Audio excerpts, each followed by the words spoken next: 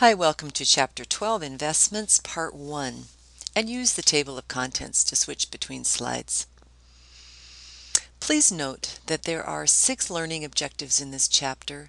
Please note that you are not responsible for learning objective 4. You can certainly read it, however you won't be tested on it or quizzed on it.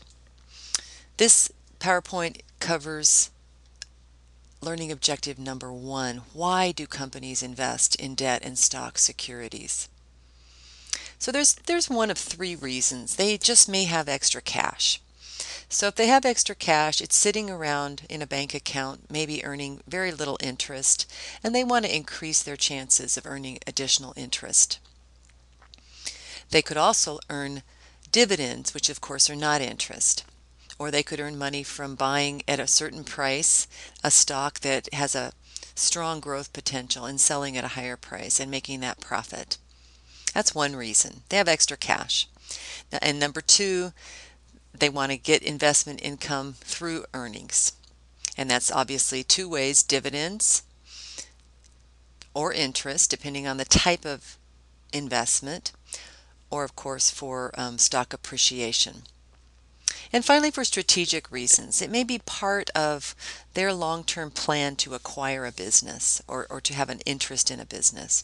So normally a company's operating cycle goes from cash.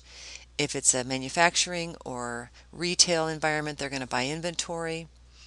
If it's not, then they're going to sell a service. Then the customer owes money, and that's turned back into cash again. With investing, some of that cash is diverted to purchase investments.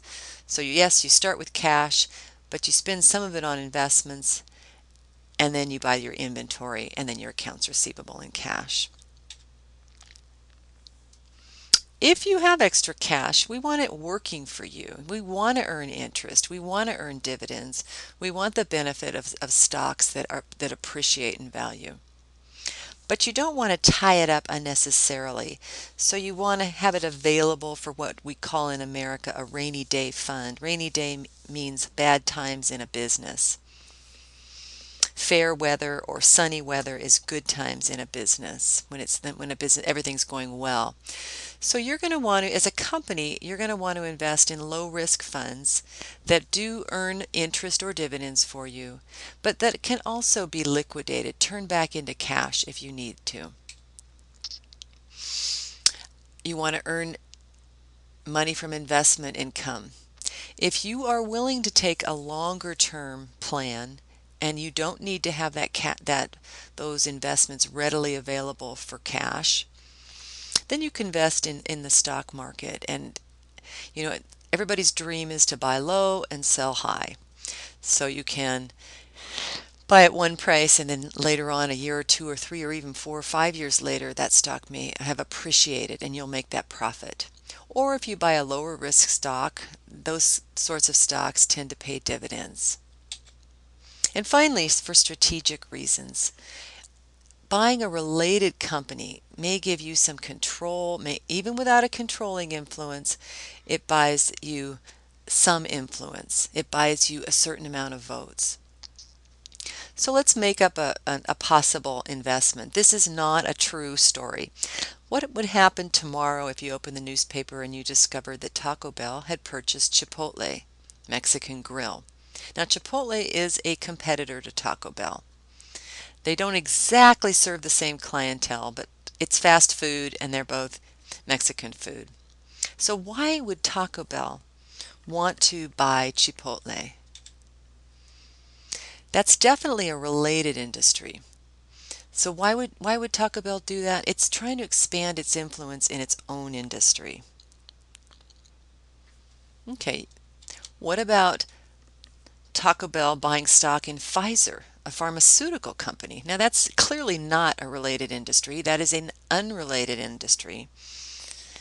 It gives you some influence, but it also gives you something else. From a company's point of view, they've invested most of their funds in their own company.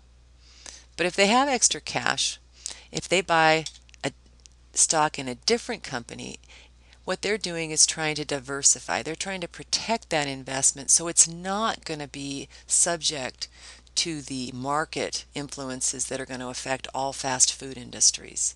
So if sales are going down in fast food industries, or even specifically in Taco Bell, as we saw recently with some of the articles about the quality of the taco meat that they use, this protects those funds in a completely different industry and possibly protects it from downturns in fast food.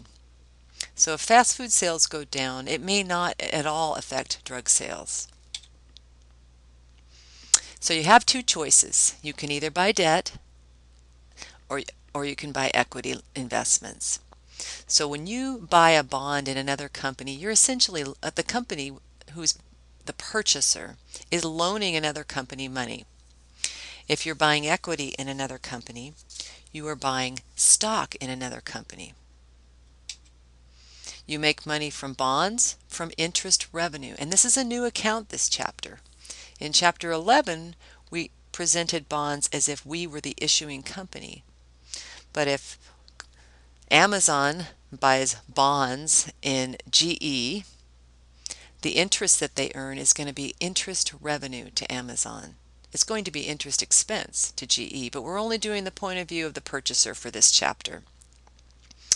Equity investments, as I said, two ways to make money: dividends or stock appreciation. Now, this is all about point of view. We are in chapter 12, we are the company, we are doing the financials for the company that is buying the investment. How does it report this investment? Well, as you saw in chapter 11, the companies, and chapter 10, the companies that issued debt and issued stock showed that on the liabilities or stockholders' equity section of the balance sheet. But when one company invests in another company, this is an investment, and that's an asset. In the same way that a long-term asset is, in the same way that a piece of equipment is, these are also assets.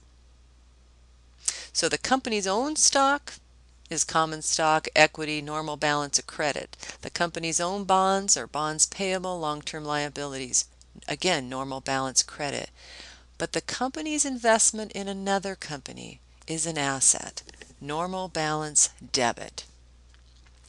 You really want to be careful and keep these straight. We're going to be using the same terms, but depending on whether it's the company's debt or equity or another company's debt or equity determines where it is on the balance sheet. That's the end of part 1. There'll be 2 more parts to this chapter.